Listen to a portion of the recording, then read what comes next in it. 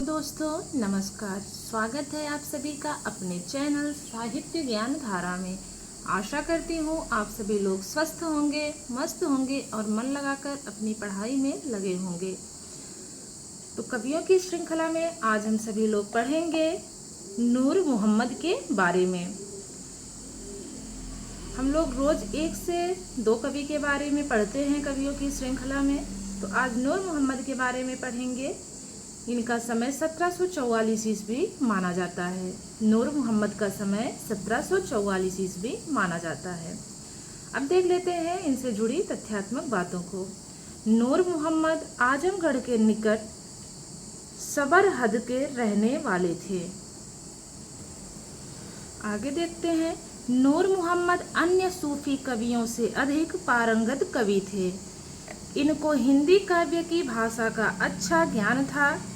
आगे है, नूर मोहम्मद ने 1744 ईस्वी में इंद्रावती नामक प्रेमाख्यान लिखा। इसका नायक कालिंजर का राजकुमार और नायिका राजकुमारी इंद्रावती थी। आगे है, नूर मोहम्मद ने अपने काव्य में तत्कालीन दिल्ली के बादशाह मुहम्मद शाह की प्रशंसा की है। आचार्य रामचंद्र शुक्ल ने इंद्रावती को सूफी पद्धति का अंतिम ग्रंथ माना है। नूर मोहम्मद का दूसरा प्रसिद्ध ग्रंथ अनुराग बांसुरी है। अनुराग बांसुरी फारसी लिपि में लिखा गया है। इस ग्रंथ में नूर मोहम्मद ने हिंदी भाषा में लिखने की सफाई देनी पड़ी, क्योंकि नूर मोहम्मद को मुसलमान उपालंभ देते थे कि तू मुसलमान होकर हिंदी में क्यों रचना करता है। नूर मोहम्मद ने अनुराग बांसुरी में लिखा है, इन्होंने अनुराग बांसुरी में लिखा है, जानत है वह सिरजनहारा, जो कछु है मन मरम हमारा, हिंदू मग पर पावन राखों, का जो बहुत हिंदी भाखों। यह बहुत ही महत्वपूर्ण पंक्ति है इनकी, तो ध्यान रखेंगे इसका विशेष रूप से। आगे है, नूर मोहम्मद की अनुराग बांसुरी की एक खास विशेषता है कि अन्य सूफी कवियों ने जो प्रेमाख्यान रचे उनमें 5 चौपाइयों के बाद एक दोहा रखा है, लेकिन नूर मोहम्मद ने अनुराग बांसुरी में चौपाइयों के बीच में दोहा न रखकर बरवे रखे हैं। नूर मोहम्मद ने अपनी रचना में संस्कृत शब्दों का भी प्रयोग किया है। आगे देखते हैं इनकी प्रसिद्ध पंक्तियों के बारे में। आगमपुर इंद्रावती कुंवर कलिंजर रास, तो कहाँ से ली गई है? तो ये ली गई है इंद्रावती से। ये पंक्ति किस रचना से ली गई है? तो इंद्रावती से ली गई है। आगे है, प्रेम हुतै दोउन्ह कहें, दीन्हा अलग मिलाए। प्रेम हुतै दोउन्ह कहें, दीन्हा अलग मिलाए। अगली पंक्ति है, यह बांसुरी सुनै सौ कोई, हृदय स्रोत खुला जही होए। निसरत नाद बारुनी सा था, सुन सुधि चेत रहे कोई हाथा। आगे फिर से इसको देखेंगे एक बार पंक्ति को। यह बांसुरी सुनै सो कोई, हृदय स्रोत खुला जही होए। निसरत नाद बारुनी सा था, सुन सुधि चेत रहे कही हाथा। तो ये पंक्ति जो है किसकी है? तो ये जो है उस नूर मोहम्मद की प्रसिद्ध पंक्तियां हैं कुछ, इनको ध्यान में रखेंगे। परीक्षा की दृष्टिकोण से अत्यंत ही महत्वपूर्ण पंक्तियां हैं। अब हम देख लेते हैं इनसे बनने वाले महत्वपूर्ण प्रश्नों के बारे में। तो नूर मोहम्मद से बनने वाला पहला प्रश्न है, नूर द्वारा लिखित प्रेमाख्यान है। आपके सामने ऑप्शंस है, मधुमालती, इंद्रावती, चंदायन या फिर चित्रावली। तो नूर द्वारा लिखित प्रेमाख्यान इंद्रावती है। अगला प्रश्न है, इंद्रावती ने प्रेमाख्यान का नायक है। इंद्रावती प्रेमाख्यान का नायक कौन है? ऑप्शंस है, रत्न सिंह, राजकुंवर, मनोहर या फिर राजकुमार। तो इंद्रावती प्रेमाख्यान का नायक राजकुंवर है। इंद्रावती प्रेमाख्यान की नायिका है। अब नायिका को देख लेते हैं। ऑप्शंस है, इंद्रावती, चंदा, चित्रावली या फिर इंद्रावती। तो नाम से ही प्रतीत हो रहा है इंद्रावती प्रेमाख्यान की नायिका इंद्रावती है। बढ़ते हैं अगले प्रश्न की ओर। नूर मोहम्मद ने इंद्रावती की रचना कब की? 1717 ईस्वी, 1744 ईस्वी, 1764 ईस्वी या फिर 1777 ईस्वी। तो नूर मोहम्मद ने इंद्रावती की रचना 1744 ईस्वी में की थी। इंद्रावती प्रेमाख्यान का नायक किस राज्य का राजकुमार था? महारस नगर का, कंचनपुर का, कालिंजर का या फिर कनेसर का? तो इंद्रावती प्रेमाख्यान का नायक कालिंजर का राजकुमार था। कहाँ का था? तो कालिंजर का राजकुमार था। बढ़ते हैं अगले प्रश्न की ओर। इंद्रावती प्रेमाख्यान की नायिका किस राज्य की राजकुमारी थी? ऑप्शन है आगमपुर, कंचनपुर, कालिंजर या फिर कनेसर। तो इंद्रावती प्रेमाख्यान की जो नायिका है वो आगमपुर राज्य की राजकुमारी थी। बात अगर नायक की होगी तो नायक कालिंजर का था और नायिका आगमपुर की थी।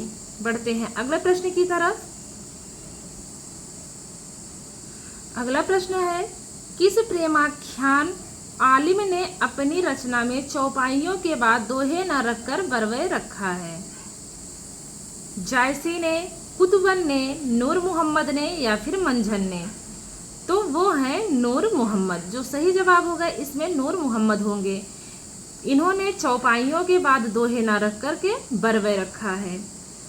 अगला प्रश्न है, नूर मोहम्मद का दूसरा प्रेमाख्यान है मधुमालती, अनुराग बांसुरी, चंदायन या फिर चित्रावली? तो नूर मोहम्मद का दूसरा प्रेमाख्यान जो है अनुराग बांसुरी है। अब बात की जाए इनके पहले प्रेमाख्यान की तो वो है इंद्रावती। पहला प्रेमाख्यान इंद्रावती है और दूसरा जो है इंद्रावती जो है 44 की है, 1744 ईस्वी की है और अनुराग बांसुरी 1764 ईस्वी की है। अगला प्रश्न है, नूर मोहम्मद का दूसरा प्रेमाख्यान, ये तो हो गया था। आगे है, नूर मोहम्मद की किस रचना में चौपाइयों के बाद दोहे ना होकर बरवे हैं? ऑप्शन है मधुमालती, इंद्रावती, अनुराग बांसुरी या फिर चित्रावली? तो वो कौन सी रचना है जिसमें चौपाइयों के बाद दोहे न रख करके बरवे को रखा गया है? तो वो रचना है इनकी अनुराग बांसुरी। किसकी रचना? नूर मोहम्मद की है। अगला प्रश्न है, नूर मोहम्मद कहाँ के रहने वाले थे?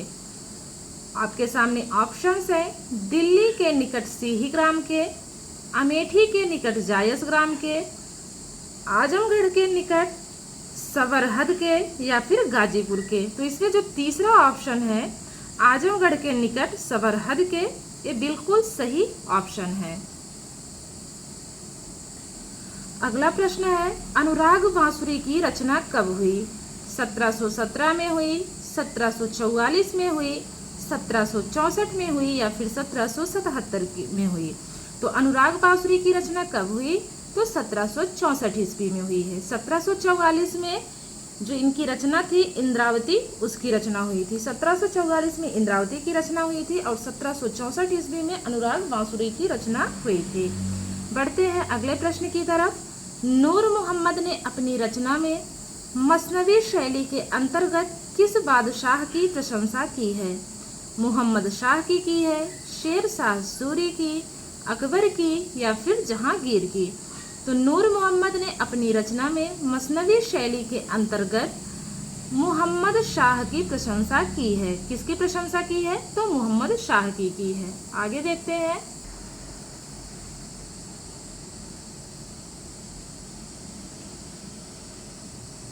अगला प्रश्न है, इसमें से किस प्रेमाख्यान में संस्कृत शब्दों का खूब प्रयोग हुआ है?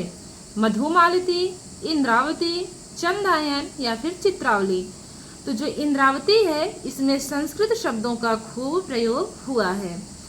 अगला प्रश्न है, यह बांसुरी सुनय सो कोई, हृदय स्रोत खुला जही होए, पंक्ति किस रचना से संबंधित है?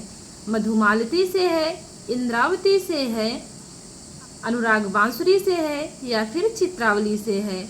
यह बांसुरी सुनय सो कोई, हृदय स्रोत खुला जही होए, तो ये पंक्ति जो है अनुराग बांसुरी से ली गई है। बढ़ते हैं अगले प्रश्न की ओर।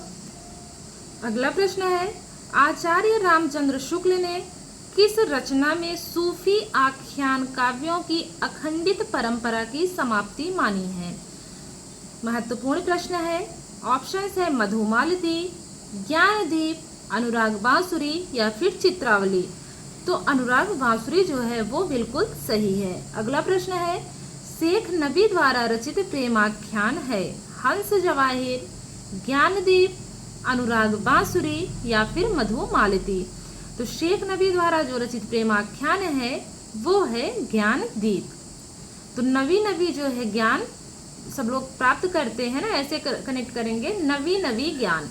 तो शेख नबी का कौन सा है? ज्ञानदीप है।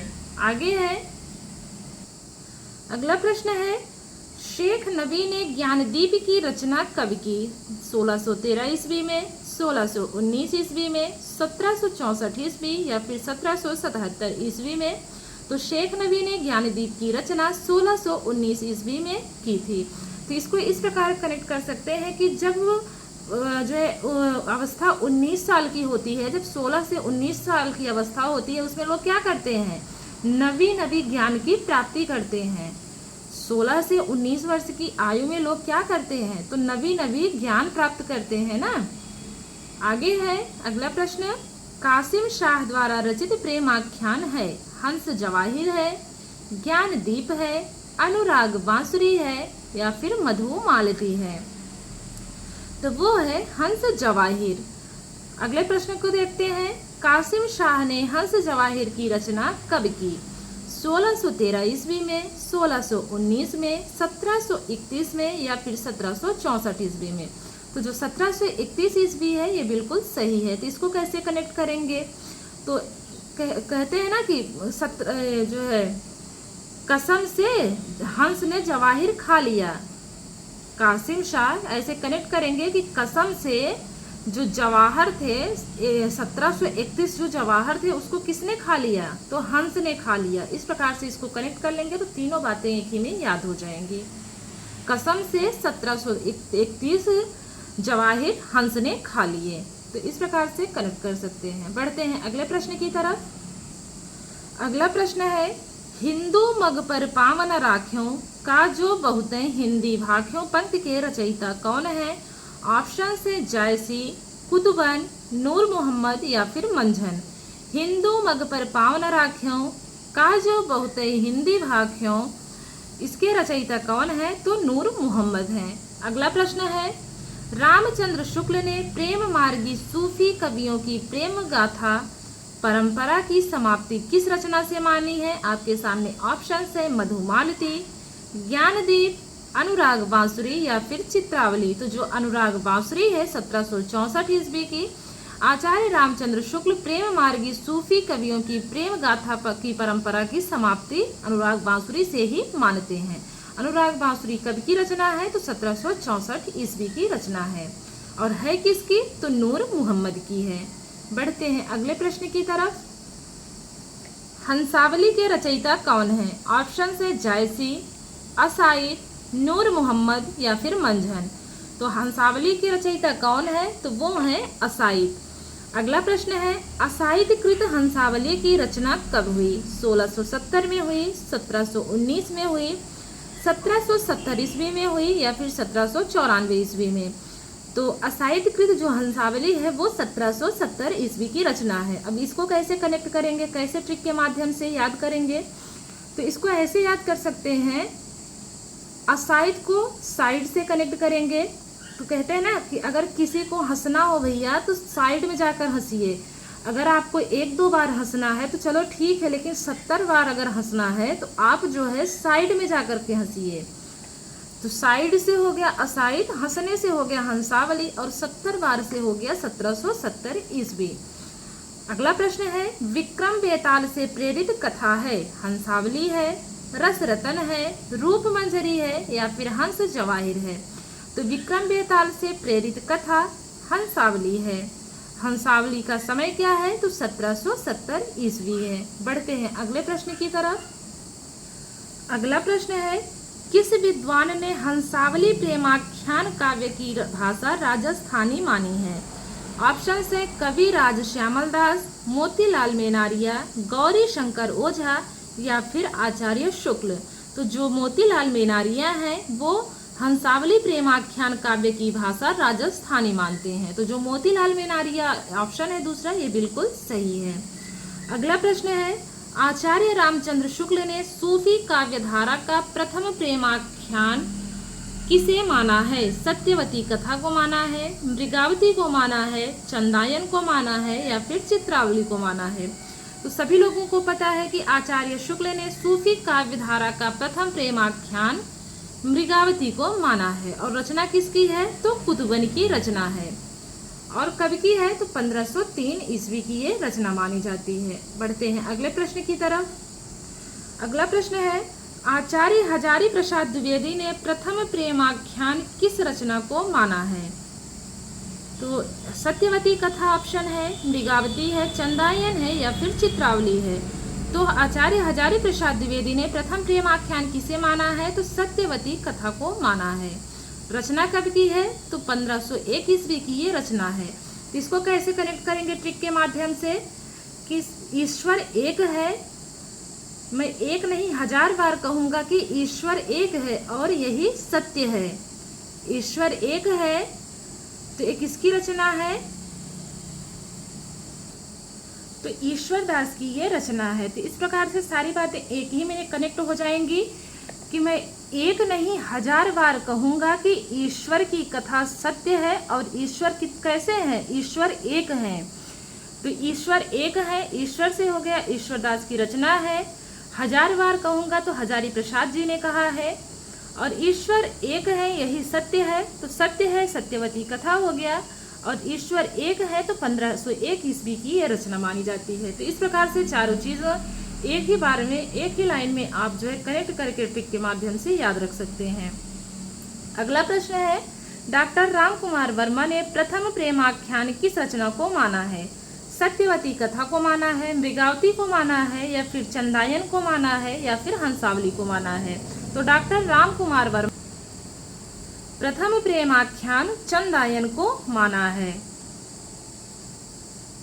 राम कुमार वर्मा ने चंदायन को माना है।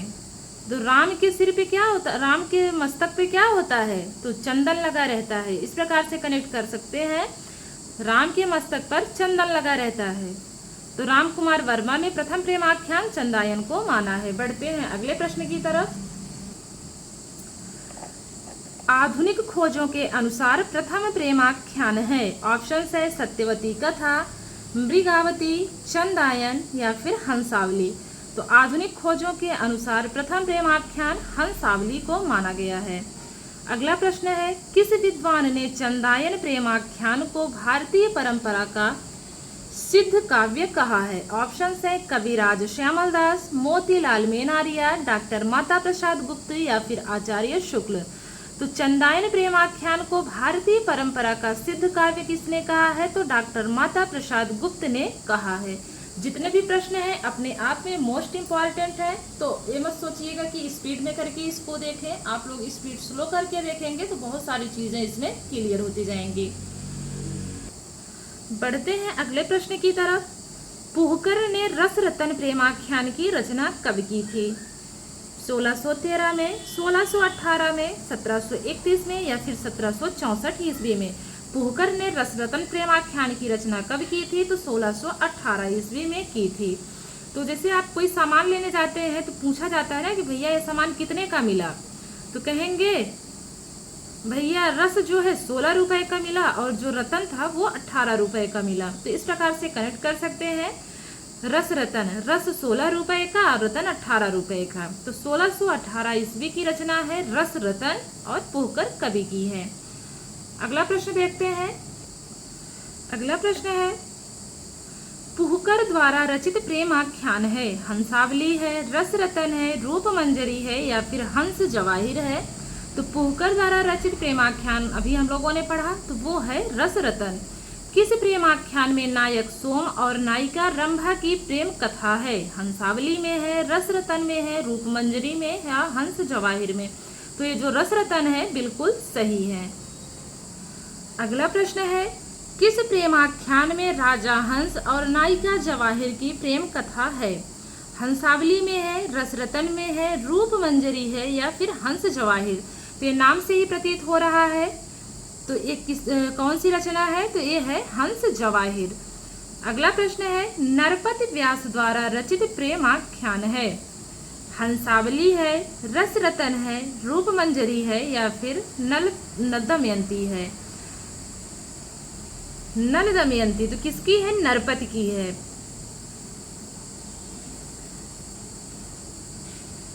नरपति की रचना कौन सी है? तो वो है नल दमयंती। बढ़ते हैं अगले प्रश्न की ओर।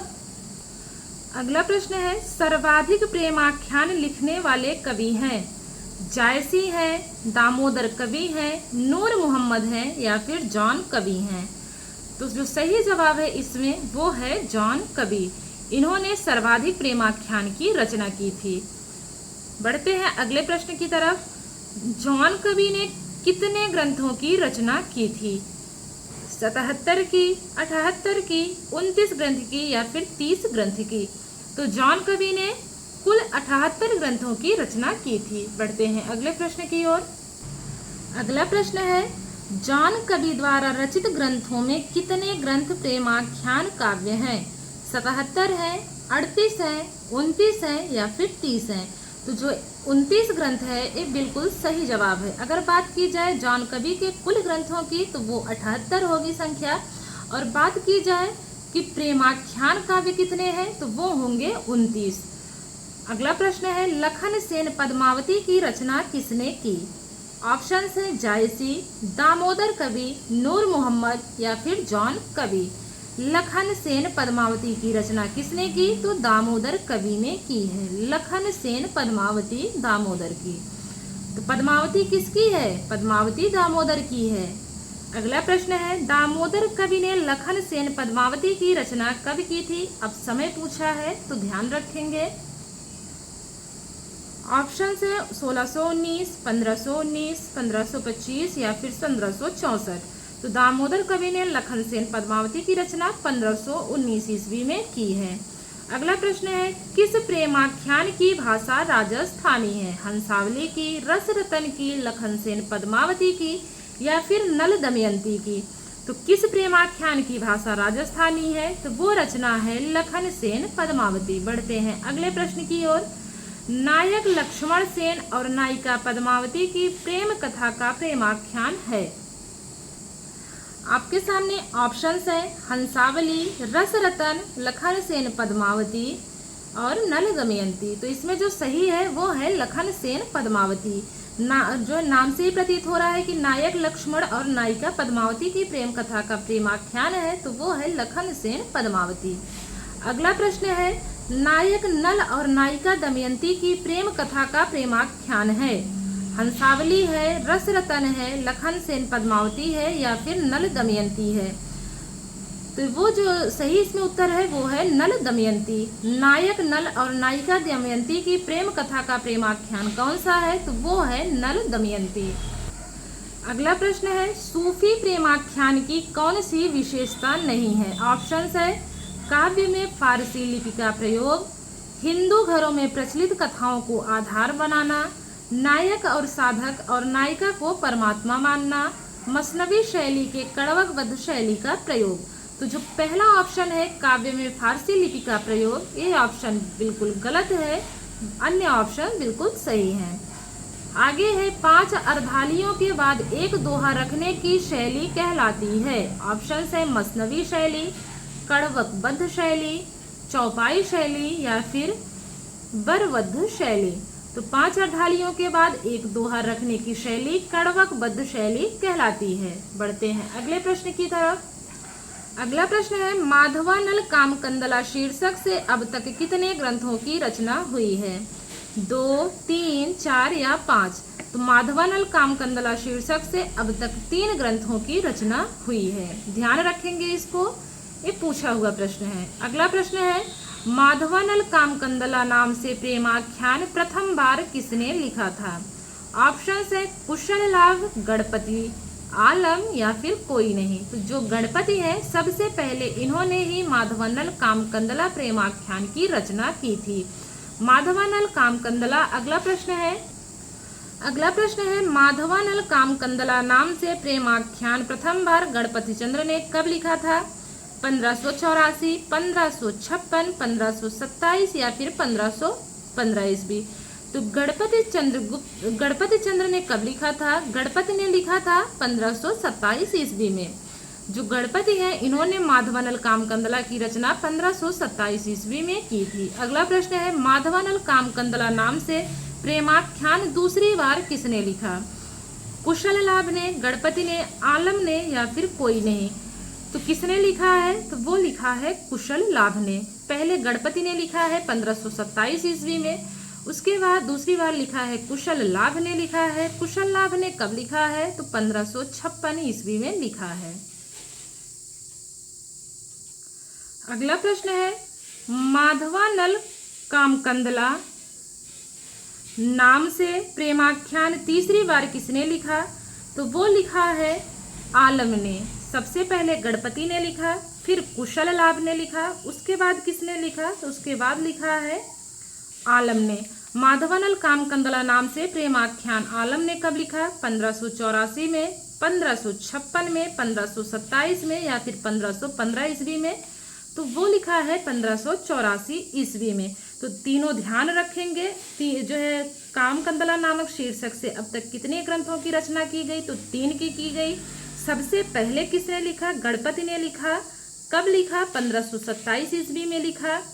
दूसरी बार किसने लिखा? दूसरी बार कुशल लाभ ने लिखा 1556 ईस्वी में। तीसरी बार किसने लिखा? तो आलम ने लिखा। और कब लिखा? तो 1584 ईस्वी में। तो आशा करती हूँ आप लोगों को आज की क्लास अच्छी लगी होगी। कवियों की श्रृंखला में मैं हर रोज एक कवि के बारे में पहले विस्तृत जानकारी देने की कोशिश करती हूँ, उसके बाद मैं प्रश्नोत्तरी के माध्यम से चीज़ों को याद कराने की कोशिश करती हूँ।